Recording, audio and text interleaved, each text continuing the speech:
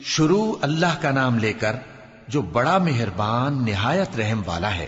الف لام میم، یہ حکمت کی بھری ہوئی کتاب کی آیتیں ہیں، نیکوکاروں کے لیے ہدایت اور رحمت، وہ جو نماز کی پابندی کرتے اور زکوٰۃ دیتے ہیں، اور وہی ہیں جو آخرت کا یقین رکھتے ہیں، یہی اپنے پروردگار کی طرف سے ہدایت پر ہیں اور یہی کامیاب ہیں۔ اور لوگوں میں بعض ایسا ہے جو بیہودہ حکایتیں خریدتا ہے تاکہ لوگوں کو بے سمجھے اللہ کے رستے سے گمراہ کرے اور اس سے ہنسی کرے، یہی لوگ ہیں جن کو ذلیل کرنے والا عذاب ہوگا۔ اور جب اس کو ہماری آیتیں سنائی جاتی ہیں تو اکڑ کر منہ پھیر لیتا ہے، گویا ان کو سنا ہی نہیں، جیسے اس کے کانوں میں ثقل ہے۔ تو اس کو درد دینے والے عذاب کی خوشخبری سنا دو۔ جو لوگ ایمان لائے اور نیک کام کرتے رہے ان کے لیے نعمت کے باغ ہیں، ہمیشہ ان میں رہیں گے۔ اللہ کا وعدہ سچا ہے اور وہ غالب ہے، حکمت والا ہے۔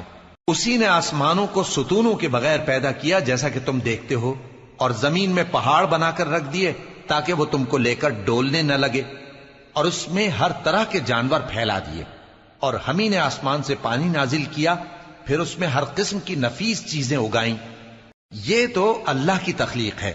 اب مجھے دکھاؤ کہ اللہ کے سوا جو ہستیاں ہیں انہوں نے کیا پیدا کیا ہے۔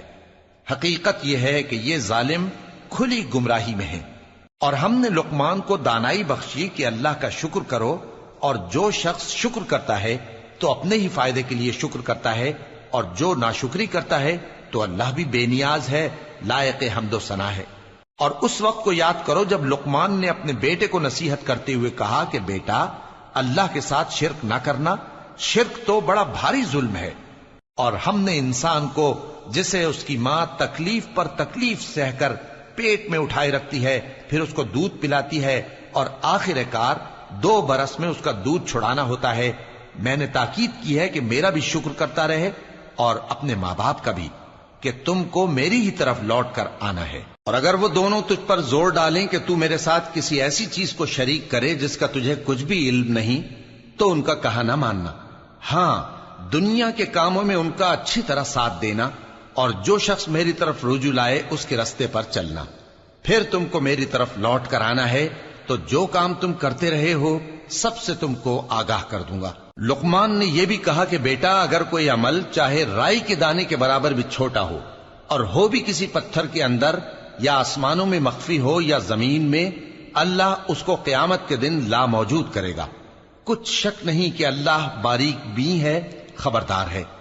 بیٹا، نماز کی پابندی رکھنا اور لوگوں کو اچھے کاموں کے کرنے کا مشورہ دیتے رہنا، بری باتوں سے منع کرتے رہنا، اور جو مصیبت تجھ پر واقع ہو اس پر صبر کرنا، بے شک یہ بڑی ہمت کے کام ہیں۔ اور تکبر کرتے ہوئے لوگوں کے سامنے گال نہ پھلانا اور زمین میں اکڑ کر نہ چلنا، اس لیے کہ اللہ کسی اترانے والے شیخی خورے کو پسند نہیں کرتا۔ اور اپنی چال میں اعتدال کیے رہنا، اور بولتے وقت ذرا آواز نیچی رکھنا، کیونکہ بہت اونچی آواز گدھوں کی سی ہے، اور کچھ شک نہیں کہ سب سے بری آواز گدھوں کی ہوتی ہے۔ کیا تم نے نہیں دیکھا کہ جو کچھ آسمانوں میں اور جو کچھ زمین میں ہے سب کو اللہ نے تمہارے قابو میں کر دیا ہے، اور تم پر اپنی ظاہری اور باطنی نعمتیں پوری کر دی ہیں۔ اور بعض لوگ ایسے ہیں کہ اللہ کے بارے میں جھگڑتے ہیں، نہ علم رکھتے ہیں اور نہ ہدایت اور نہ کتاب روشن۔ اور جب ان سے کہا جاتا ہے کہ جو کتاب اللہ نے نازل فرمائی ہے اس کی پیروی کرو، تو کہتے ہیں کہ ہم تو اسی کی پیروی کریں گے جس پر ہم نے اپنے باپ دادوں کو پایا۔ بھلا اگرچہ شیطان ان کو دوزخ کے عذاب کی طرف بلاتا ہو تب بھی۔ اور جو شخص اپنے آپ کو اللہ کا فرما بردار کر دے اور نیکوکار بھی ہو تو اس نے مضبوط کڑا تھام لیا، اور سب کاموں کا انجام اللہ ہی کی طرف ہے۔ اور جو کفر کرے تو اس کا کفر تمہیں غمناک نہ کر دے۔ ان کو ہماری طرف لوٹ کر آنا ہے، پھر جو کام وہ کیا کرتے تھے ہم ان کو جتا دیں گے۔ بے شک اللہ دلوں کی باتوں سے بھی واقف ہے۔ ہم ان کو تھوڑا سا فائدہ پہنچائیں گے، پھر عذاب شدید کی طرف مجبور کر کے لے جائیں گے۔ اور اگر تم ان سے پوچھو کہ آسمانوں اور زمین کو کس نے پیدا کیا، تو بول اٹھیں گے کہ اللہ نے۔ کہہ دو کہ اللہ کا شکر ہے، لیکن ان میں اکثر سمجھ نہیں رکھتے۔ جو کچھ آسمانوں اور زمین میں ہے سب اللہ ہی کا ہے، بے شک اللہ بے نیاز ہے، لائق حمد و ثنا ہے۔ اور اگر یوں ہو کہ زمین میں جتنے درخت ہیں سب کے سب قلم ہو اور سمندر کا تمام پانی سیاہی ہو اور اس کے بعد 7 سمندر اور سیاہی ہو جائیں تو اللہ کی باتیں یعنی اس کی صفتیں ختم نہ ہوں. بے شک اللہ غالب ہے، حکمت والا ہے. اللہ کو تمہارا پیدا کرنا اور جلا اٹھانا ایک شخص کے پیدا کرنے اور جلا اٹھانے کی طرح ہے. بے شک اللہ سننے والا ہے، دیکھنے والا ہے.